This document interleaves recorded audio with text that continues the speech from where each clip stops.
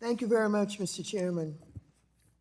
Chair Gruenberg, we know that SVB banked nearly half of all U.S. venture-backed startups, potentially tens of thousands of companies, which clearly posed a concentration risk to the bank. While most of the bank's depositors were small and mid-sized businesses, they also had large customers too, with the top 10 accounts holding more than $13 billion in combined deposits. Chair Gruenberg and Vice Chair Barr, I'm concerned that depositors' decision to run or stay were not necessarily made on their own, but by the strong encouragement of their venture capital backers who sit on the boards and hold equity in their companies. Were a handful of large venture capital depositors able to influence the withdrawal of $42 billion all at once through their control over their portfolio companies?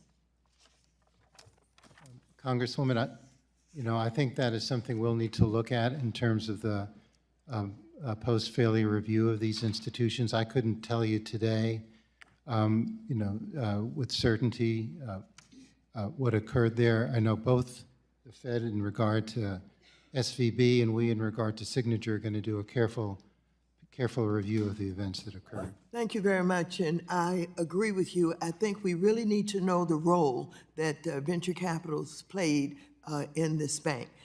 Going further, Vice Chair Barr, you said yesterday that SVB received a 3 for its management rating, which is considered deficient, but was considered sufficiently capitalized, given the bank's unique customer base, extremely large share of uninsured deposits, and underwater asset portfolio. Liquidity management was also a key issue.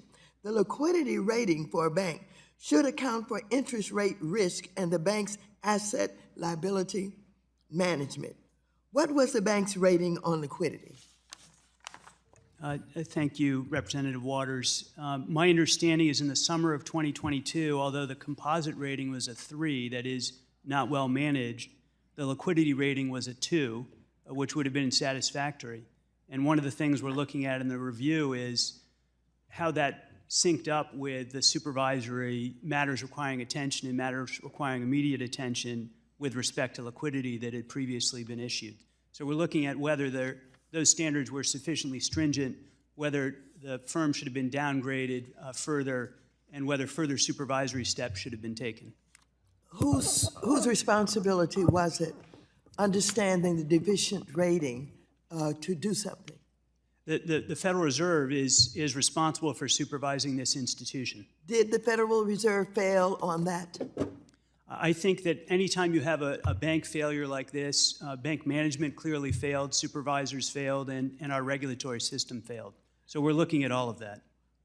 Thank you. Vice Chair Barr, you said yesterday that SVB received a 3 for its management rating, and you just responded in a way that says, yes, that is true, and perhaps something should have been done, and you're going to look further at that. Are you suggesting perhaps legislation to deal with that? We're focusing in our review on our own supervision, ways that we could have done better as supervisors at the Federal Reserve, and ways that our own regulatory structure might have played a role with respect to the failure of this firm. So we're inward looking. It's a self-assessment, a prudent thing, I think, for us to do. It's what we tell banks to do. It's sort of the first thing you have to do to understand risk within your own institution, and that's why we're doing it. Chair Barr, I wonder what it would take to receive a 3, 4, or 5 from a federal examiner. Well, I know the idea is to keep exam ratings confidential in order to prevent bank runs, but doing so also prevents this committee from understanding how well the Fed and other regulators are doing in rating banks. In the same way that stress testing results are public, are there ways we can make the supervisory process more transparent to promote discipline and accountability? Thank you, Representative Waters. I think one of the things we're trying to do here today is to provide that accountability, and we'll do that in our report, which we'll do on May 1st.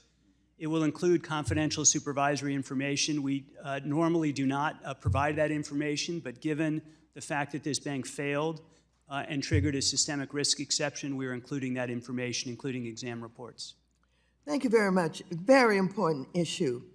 Chair Gruenberg, Silicon Valley Bank was purchased over the weekend by First Citizens Bank and Trust Company. As you know, I wrote to you on March 18 about former SVB's Community Benefits Plan, which was intended to provide $11 billion in small businesses, housing, and community development support to communities in my home state of California and in Massachusetts. I understand that $2 billion in affordable housing and other projects may be lost or delayed in California because of the failure. Will Citizens Bank and Trust continue implementation of the former bank's community benefits plan?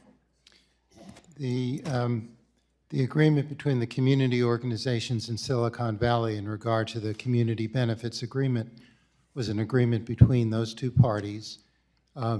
First Citizens will now be taking over Silicon Valley. There'll be an opportunity for the community organizations to engage with First Citizens.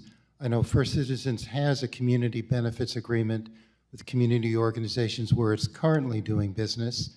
So there'll be an opportunity for the groups in California to engage with Citizens.